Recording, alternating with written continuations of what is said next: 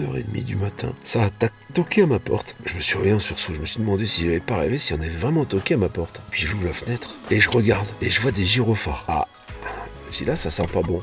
Et je vois une dame qui passe avec un sac à dos, un masque. On aurait dit, je sais pas, un film de science-fiction. C'est le camping-car. Où est le camping-car de madame je sais pas quoi? Elle est pas avec vous? Ah, j'ai dit non. Je dis, moi je suis là tout seul. Je dis, il y a personne ici à part moi. Oui, mais il y a l'autre camping-car à côté, elle est pas là. Je dis, non, ce camping-car est vide. Ah, excusez-nous de vous avoir dérangé. Et ils sont partis avec une espèce de camionnette. Alors, elle n'était pas rouge, je pense pas que c'était les pompiers, mais il y avait 2 gyrophares. Ils sont partis là-bas, tout au bout. Alors je sais pas, est-ce qu'il y avait là-bas un camping-car? J'en sais rien. Est-ce qu'ils ont trouvé quelqu'un qui était échoué? Je sais pas. En tout cas, ce matin, c'est difficile. Non. C'est pas là que je voulais aller. C'est pas là non plus. Et me voilà dans la forêt.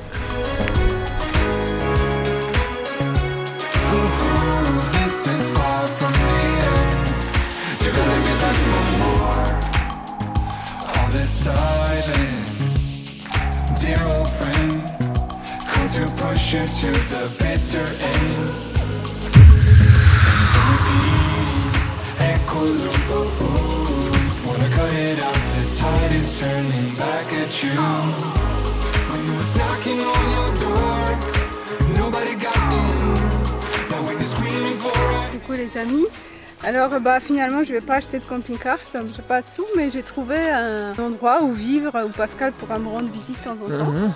Alors ici quand il pleut pas alors hein. Ici c'est l'entrée, c'est le salon. Là-bas juste au fond c'est la cuisine. Et pour faire à manger tu fais quoi? Tu fous le feu? Ah je cueille les racines, les petites feuilles, les petits blancs. Dis donc, t'es bien installé quand même hein. Là, tu crains pas trop la pluie, non? Ça va? Bah non, c'est naturel. Quel beau programme. Vive la crise.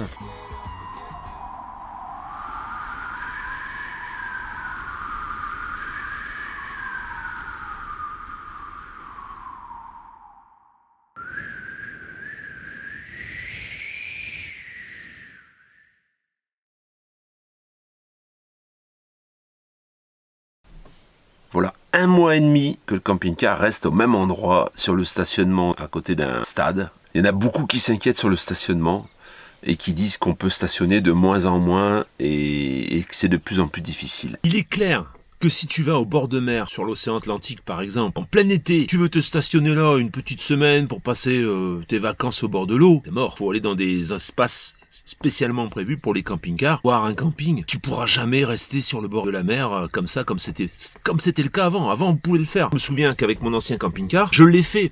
À Osgore, j'ai dormi 2 nuits derrière les dunes, quoi, juste à côté de l'eau. On est bien trop nombreux pour pouvoir le faire. Il faut se mettre aussi un petit peu à la place des riverains. Si tu as une ribambelle de vannes et de camping-cars juste devant l'eau, cache la vue, ça démolit un peu le paysage. C'est vrai que un camping-car, c'est pas super joli quand même. Ça fait une grosse masse. Alors t'en vois qu'un, ça va, mais t'en vois une centaine stationnés au même endroit, c'est pas possible. Moi, je veux faire du camping-car, mais je veux être dans les meilleurs spots tout le temps. Laisse tomber. Tu vas être malheureux. Tu pourras jamais le faire. Tu vas pas toujours être dans des spots de rêve, hein. Faut pas rêver, ça va t'arriver une fois de temps en temps, mais c'est très rare. Surtout quand tu y vis à l'année. Il y a un autre truc. Tu vas quelque part, et puis tu commences à sortir tout ton attirail. Hein, tu sors ta table de camping, les vélos, tu sors les choses, tu les mets en dessous de ton camping-car, tu commences à faire un petit bordel autour de toi. Non, comme ça sur un parking ou je sais pas, ou ailleurs, et puis tu commences à t'installer, quoi. Ça marche pas, hein. Ça marche dans des endroits où il y a vraiment une personne, nulle part, en pleine nature, bah oui, là tu sors ta table. Mais si par exemple, moi j'étais stationné ici, à côté d'Annemasse, et que je commence à sortir mes tables et tout ça, que je commence à sortir des choses en dessous, j'en mets un peu partout, c'est pas possible, j'y arriverai pas. On va me virer tout de suite. Il y a déjà des abonnés qui sont venus ici. Le simple fait de sortir la table et les chaises, on avait les flics 10 minutes plus tard. Alors moi, ils me connaissent. Hein, ils savent que moi je suis là. Régulièrement, j'ai moins ce problème, tu vois. La plupart du temps, c'est le voisinage qui va t'envoyer les flics. J'ai un exemple, hein. Il y a de l'autre côté du stade, tiens, je vais te montrer. Là-bas, tu vois, derrière, là, ici, il y a un autre parking. Et pareil, il y avait un camping-car stationné, j'y suis passé plusieurs fois. Ils faisaient sécher leur linge, ils avaient balancé tous leurs trucs, tout autour du camping-car, il y avait un seau, ils ont sorti tout ce qu'ils avaient dedans. Qu'est-ce qui s'est passé? Ils sont plus là, ils se sont fait virer, et pourtant on est en confinement. Ils se sont fait virer quand même. Parce que là, il y a les immeubles en face, et les gens sont pas forcément d'accord. Hein. La meilleure façon quand même, quand tu veux stationner, c'est d'aller voir le voisinage. Tu dis, ouais, je me stationne là, vous pensez que j'ai le droit Si déjà tu vas leur poser la question, c'est pas, si tu dis, ouais, je pense que ça gêne pas, c'est pas eux qui vont aller te dénoncer. Si par contre tu vois qu'ils pincent du bec, bah ça veut dire que tu vas être emmerdé, quoi. Et donc stationne une nuit, mais va-t'en après. Je parle surtout pour les gens qui veulent vivre en nomade dans leur véhicule, parce que ceux qui partent en vacances, ils partent en vacances, là c'est autre chose. Hein. Là il faut aller dans les endroits, forcément ils iront dans les endroits touristiques, et puis forcément à terme il va falloir qu'ils aillent vers des structures qui puissent les accueillir. Au moins tu en as dehors, au mieux c'est. C'est pour ça que la remorque et tout ça, c'est si t'as le choix, hein, si t'as le choix de ne pas prendre de remorque, ne le fais pas, parce que c'est pareil, ça te fait un attelage de folie, tu peux te garer nulle part, ou alors il faut aller que dans les campings. Tu vas arriver dans des endroits où il y a beaucoup de camping-cars qui sont stationnés, dans les aires de camping-car. Toi tu vas arriver avec ta remorque, tu vas emmerder tout le monde, hein. Tu vas prendre beaucoup de place et tout le monde va passer du bec.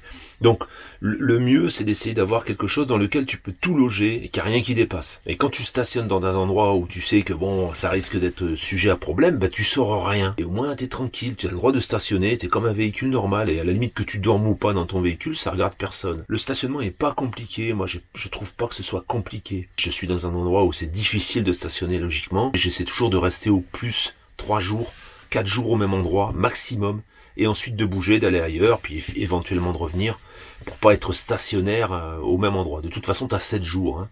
7 jours de stationnement sans bouger. À partir de 7 jours, ils te font des marques au sol, et si t'as pas bougé, tu te fais verbaliser, ou voire tu te fais enlever le véhicule.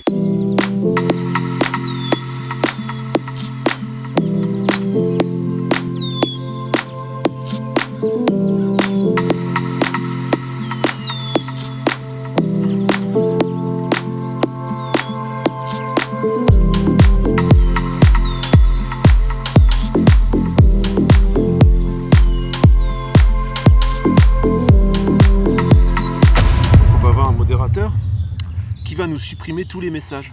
Pas tout, hein. Les messages un peu... les leçons, les donneurs de leçons, tous ces trucs-là, enfin tout ce qui peut polluer dans... Vous allez me dire, ouais mais c'est pas juste parce que la parole doit être ouverte et tout, oui, ça je comprends. Mais quand ça sert à rien en fait, quand c'est quelqu'un qui vient vous dire, par exemple, ce camping-car-là, il vaut pas ce prix-là, il vaut ce prix-là, et qui fait 3 messages pour dire la même chose, plutôt que de répondre en dessous des messages, il en fait 3 pour que ce soit vu. Pour moi, ça, c'est de la pollution. Parce qu'il y en a certains qui nous disent, j'ai eu des contacts de gens qui nous ont dit, mais pourquoi t'enlèves pas les messages ? Ben non, toi, tu as plaisir à mettre un message. Nous, on a plaisir à le lire aussi. Donc, c'est vrai que... Puis il y en a qui disent, il ne faut pas s'inquiéter, il ne faut pas penser, il ne faut pas prendre en compte... C'est compliqué, hein.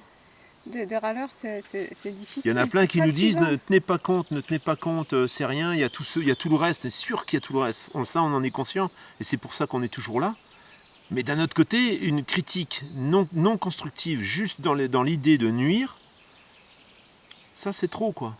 Et souvent, et je le répète pour que celui qui est youtubeur là, qui me regarde, et qui s'est créé un faux profil pour pouvoir mettre des commentaires de merde, je suis en train, là je vais te dire une chose, je vais t'apprendre quelque chose, fais bien attention à ce que tu fais, parce que je connais quelqu'un, un youtubeur, qui en ce moment est en train de t'observer, et il sait qui tu es, tu vois.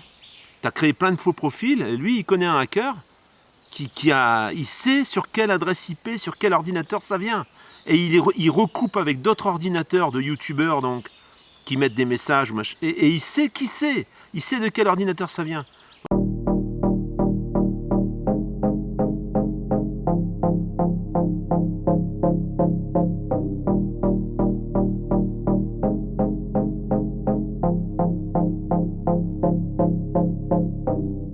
Back home, they don't know me back home.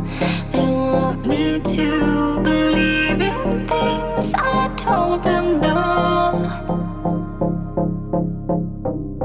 Follow me with your eyes, I believe how much you fantasize about this, about this.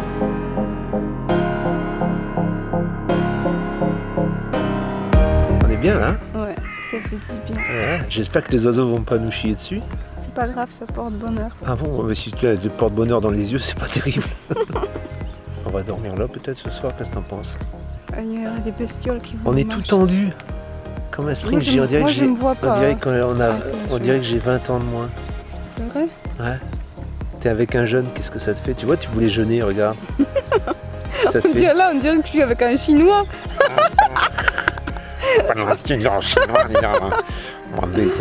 Où sont les masques? Où sont les masques? C'est bon ton pita. Moi, dans mes coronavirus, à toi. Tu continues dans les coronavirus. Moi, dans les. Toi, pas gentil, toi, pas gentil. Tu as plus que 28 rouleaux de papier toilette à la maison, c'est que tu es touché par coronavirus. C'est pas mal finalement de faire des vidéos comme ça allongées. Cette fille, tu C'est sais. chouette, hein? Allongé comme ça, c'est pas Ouais. mal, hein? T'as vu, elle a les cheveux là, ici, là, ici. C'est ses vrais cheveux, hein. C'est pas une perruque. Il reste plus grand chose. Ah, quand même. Hein. Bah, si, quand même, t'es pas encore complètement chauve. Attends encore un mois ou deux. Ah, t'es pas gentil. Ça, c'est qu'elle a des bonnes copines, ils lui font les cheveux, et bon. Comme à chaque fois, bon, ils craignent pour leur mari, parce qu'elle est N'importe tellement quoi. jolie. Du Tu coup, dis n'importe qu'est-ce qu'ils font? Ils empoisonnent ses cheveux. n'importe. C'est du direct là, c'est pas du YouTube. Hein. Là, c'est pas par messagerie là. Hein. Allez.